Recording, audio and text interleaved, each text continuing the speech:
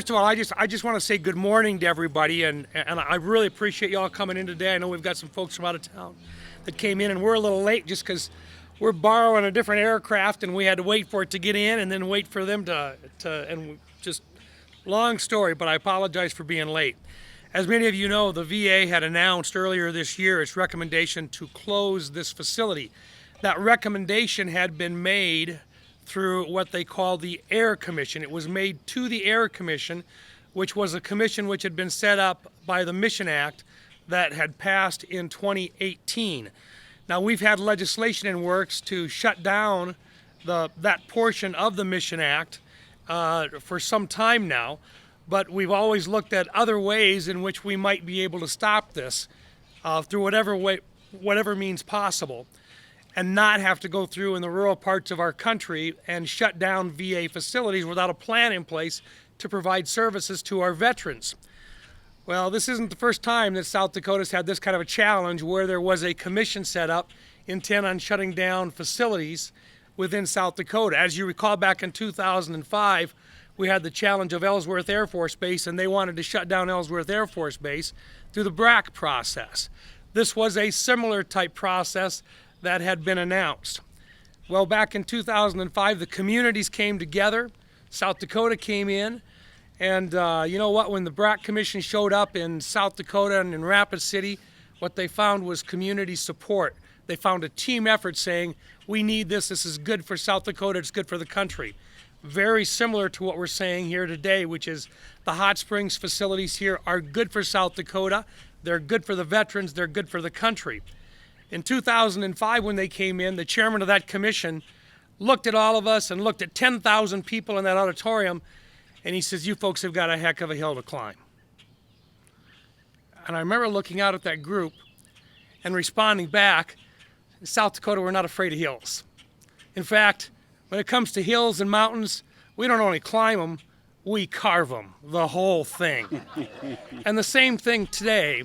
Here in Hot Springs, we're here to announce that we have found an option, an alternative that we believe is going to work to stop the Air Commission from being able to even consider closing the Hot Springs facility. A group of us, some of us who are on the Veterans Affairs Committee, are announcing today that we will, as a group, not allow for the nominations process to move forward for the individuals who would have been nominated by the president to create that commission. And if the commission is not going to be established, they can't make a recommendation. Therefore, our facilities right now, as of today, should be safe. They should not be closed. Now, this is because of a team effort. It's a team effort of local veterans who have made it very clear that regardless of if you are in a rural area or in an urban area, the cost of war says that for those individuals that need assistance, we have made a commitment and we should honor that commitment. And second of all, a community that just will not give up, and that is Hot Springs. It is Western South Dakota, and it is the state of South Dakota standing behind the veterans who deserve that support. So today, I just wanted to let you know this is a team effort. The Veterans Administration had already announced that they had preliminary plans for over $75 million in capital improvements over the next 3 years before the Air Commission recommendation came out to close the facility. Now we're back to where we were, where we're actually going to be able to see whether or not they're serious about putting in those improvements and providing long-term services to the veterans in rural areas. We can make this happen, but it will take a team effort. So today I'm joined up here by two other individuals that I really wanted to have say a few words, and that is Mayor Bob Nelson from Hot Springs and Pat Russell from the Save the VA Committee. I want to give them both the opportunity to say a few words, and I just want to thank everybody here that's in attendance, and particularly the community of Hot Springs and the VA Committee for sticking together and working hard on behalf of the benefits, the veterans throughout the rural part of our state. Thank you. Come on in.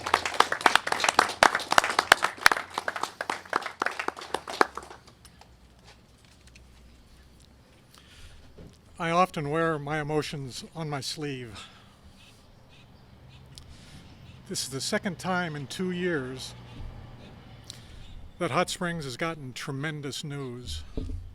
I remember when Adam called me on behalf of the senator to say that they had convinced the Secretary of the VA to rescind the record of decision. I couldn't talk for 5 minutes. I have those same emotions right now. This is huge. Thank you. Team effort. Hot Springs has always been about America's veterans, honoring them and serving them. In 1890, the first resident arrived at the State Veterans Home, and that facility has been serving veterans and their families ever since. In 1907, what we refer to as the Battle Mountain Sanitarium was first opened and was the first VA facility in the country to be opened with a medical component to it. It wasn't just about residential care anymore. It was about taking care of the whole veteran, their mind and their body. In 2008, that facility was nominated for a National Historic Landmark designation, and received that designation in 2011. In 2014, South Dakota's state legislature passed a resolution declaring Hot Springs as the Veterans Town of South Dakota. In 2015, when Senator Rounds was elected to the Senate, he joined the fight to keep this facility and to grow the facility. And after 115 years of care that facility has been providing to our veterans, we now see a way forward to continue that care. We do it well. We don't think anybody does it better than us. And I appreciate you working with the Secretary of the VA, the other folks on the Veterans Senate Committee, and Hot Springs to continue that work. The other congressionals also. Thank you folks for being here to be a part of this. This is huge for us. And again, thank you to the Senator and all his staff for everything that you've done since you came on board with this. It's appreciated. Thank you. Thank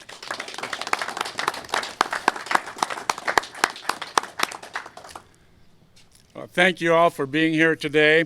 And I would also like to thank all of the citizens of Hot Springs that served on the various committees of Save the VA campaign to fight against the closure of this facility. They did tremendous work and put in many hours to fight the VA's initial decision. I would also like to thank the congressional support that we've had from the congressional staffers, Senator Thune, Kristi Noem, and especially Senator Mike Rounds, for his role on the Senate Veterans Affairs Committee has been instrumental in stopping this air commission. And thank you for all that you've done for us. It seems disturbing to me that the VA should want to start dismantling veteran care in this day and age with all of the events that are occurring in Europe and in the Middle East. They make it sound like we will have no more veterans within a few years. Their argument is that the veterans are dying off. The World War II and Korean War and Vietnam veterans are dying at a pace where these services are no longer available. What they fail to tell you is that war is a part of our history and our life. There will be more veterans. If we dismantle the VA today, what will they come to for their care? What will be done for the veterans of the future? I feel it is necessary to maintain the services, rebuild the services, to provide our veterans with the care which they were promised. The mission of the VA is to care for those who have borne the battle, and that is what they should be doing. Thank you, Senator Rounds, for all you have done for us, and let the battle continue. Thank you. Well done.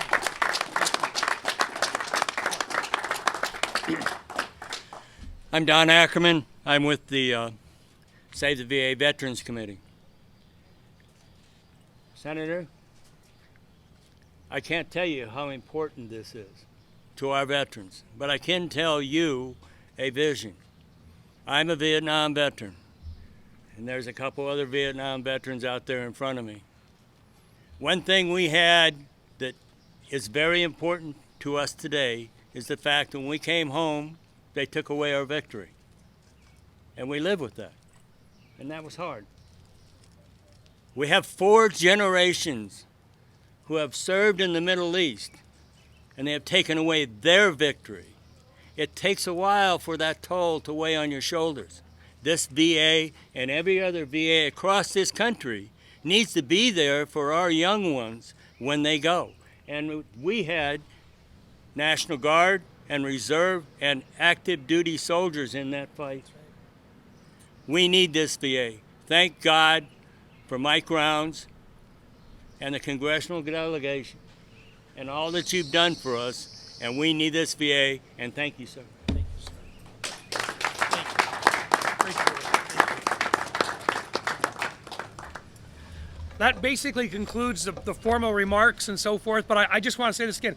Thank you all very, very much for being here today. It's a good day. It's another step in the right direction.